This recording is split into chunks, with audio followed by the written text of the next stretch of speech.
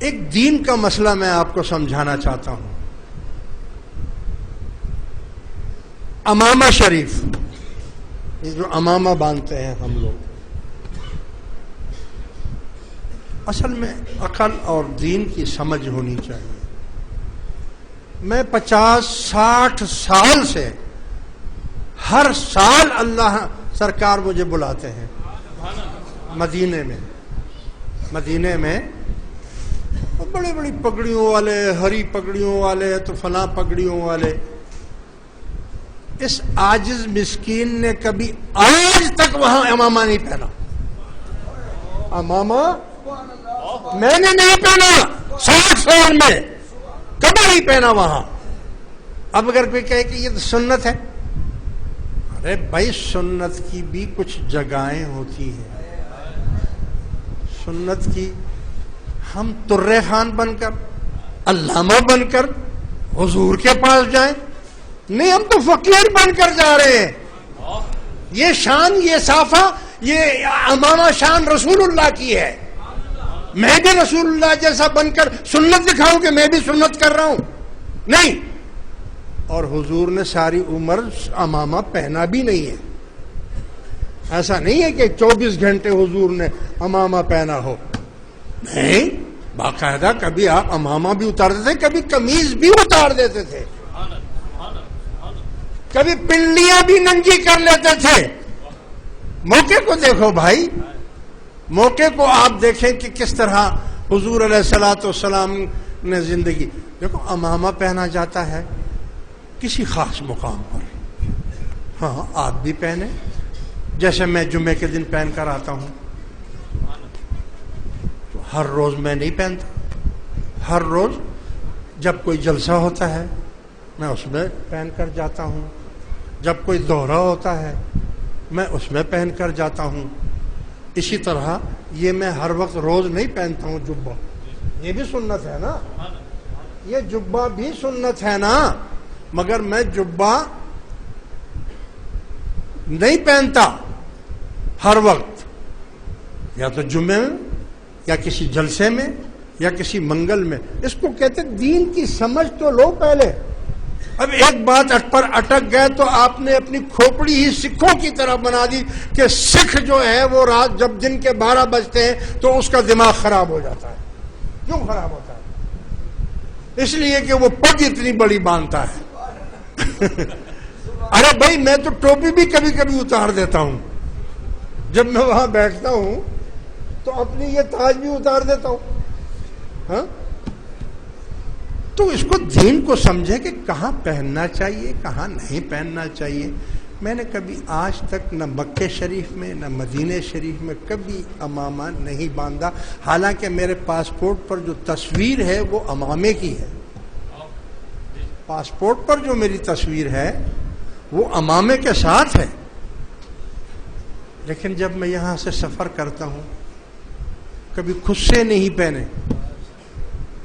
چپل، عام چپل جو عمرے پہ پہنی جاتی ہے، مہینہ رہنا پڑے، 15 دن رہنا پڑے، 2 مہینے رہنا پڑے. نہیں بھائی، وہاں پر کون سی ہم دکھائیں گے کہ ہم بہت سنتوں کے پابند ہیں. ہم تو ادھر جاتے ہیں، معافی مانگیں گے، میں معاف کر دوں، ہم کچھ نہیں. ہم نہ سنت پوری کر سکتے ہیں نہ فرض پورے کر سکتے ہیں. ہمارا کام تو تھا کہ لو انزلنا ھذا ولو انہم اذ ظلموا انفسہم جاؤک. آپ کے پاس پہنچ گئے، بس ہم پہنچ گئے ہیں جیسے بھی پہنچے ہیں. آپ نے بلایا اور ہم پہنچ گئے. بس ہمارے پاس کچھ نہیں ہے، نہ سنت ہے، نہ امامہ ہے، نہ ہمارے پاس ٹوپی ہے، نہ ہمارے پاس جبہ ہے، کچھ بھی نہیں ہے ہمارے پاس. تو اس کو آپ اچھی طرح سمجھ لیا بھائی. دونوں باتیں سمجھ لی آپ نے، یعنی تہجد کا مسئلہ بھی سمجھ لیا. اور اگر آپ کی ہمت نہیں ہے اور آپ نہیں اٹھ سکتے، یہ طاقت اللہ نے نبی کو دی ہے، تو آپ کے اوپر تہجد فرض نہیں ہے. آپ سو جائیں، عشاء کی نماز پڑھ کر بے خوف ہو کر سو جائیں، جو میں نے بتایا یہ پڑھ کر. فجر کی نماز کے لیے اٹھ جائے. بیچ کا جو ٹائم ہے وہ سارا جب عبادت میں شمار ہو رہا ہے تو پھر نفل کی کیا ضرورت ہے؟ یا تو آپ کا یقین نہیں. ہاں اگر بیچ میں آنکھ کھل جاتی ہے 2 رات 4 5 6 8 10 جتنی رکعتیں پڑھ سکتے ہیں تو پڑھ لیں. اور یہ بھی غلط ہے جو لوگ کہتے ہیں کہ پہلی رکعت میں 12 دفعہ قل هو اللہ، پھر دوسری میں 11، پھر 10، پھر 9، پھر 8. یہ تو آپ کو الجھانے والی بات ہے. میں تو کبھی نہ پڑھوں، کبھی نہیں پڑھوں. میں گنتیاں کروں یا اس سے نہ لگاؤں؟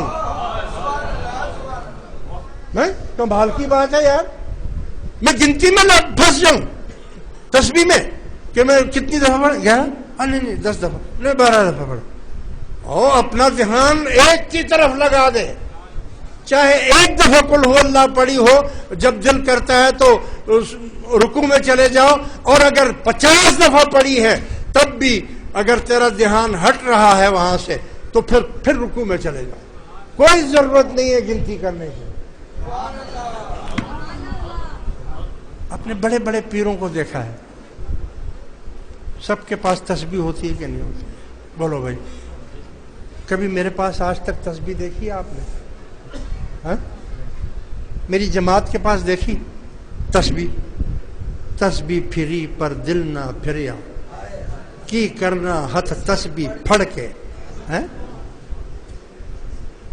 تسبیح یاری کرنی اور حساب کرنا کہ میں نے 100 دفعہ پڑھ لیا، میں نے 200. ہاں وقت کے تعین، میں یہ نہیں کہتا کہ تسبیح نہیں اٹھانی چاہیے، اٹھاؤ. وقت کے تعین کے لیے آپ اٹھا سکتے ہیں کہ مثال کے طور پر آپ کے دل میں یہ خیال ہے کہ میں نے 100 دفعہ یا 400 دفعہ یا 500 دفعہ ذکر کرنا ہے، اس کے بعد دوسرے کام کرنے ہیں، تو اندازہ نہیں ہو سکتا کہ میں کتنی دیر تک یہ پڑھوں، تو تسبیح ہاتھ میں لے لو، کوئی بات نہیں ہے. اس سے آپ کا اندازہ ہو جائے گا کہ میں نے 100 دفعہ پڑھ لیا، 200 300، بس اب ختم، اب میں اٹھ رہا ہوں. تو میں منع نہیں کرتا کہ تسبیح نہ اٹھاؤ، آپ اٹھاؤ، لیکن کسی مقصد کے لیے، ٹائم کے فٹنگ کے لیے، وقت کی تعین کے لیے اس کو اٹھا سکتے ہو. باقی کیا حساب کرو گے اللہ کے ساتھ کہ میں نے اتنی دفعہ درود شریف پڑھا ہے، اتنی دفعہ میں نے لا الہ الا اللہ پڑھا ہے. سب سے پہلے تو میں آپ کو یہ بتاؤں کہ تسبیح ہے ہی بدعت. تسبیح خود بدعت ہے. رسول اللہ صلی اللہ علیہ وسلم کے زمانے میں کوئی تسبیح نہیں تھی. تسبیح بلکہ مسئلہ ہے کہ اگر آپ سفر کر رہے ہو، آپ کے ایک ہاتھ میں تسبیح ہو اور ایک ہاتھ میں عصا ہو، تو عصا کون سے ہاتھ میں ہونا چاہیے اور تسبیح کون سے ہاتھ میں ہونے چاہیے؟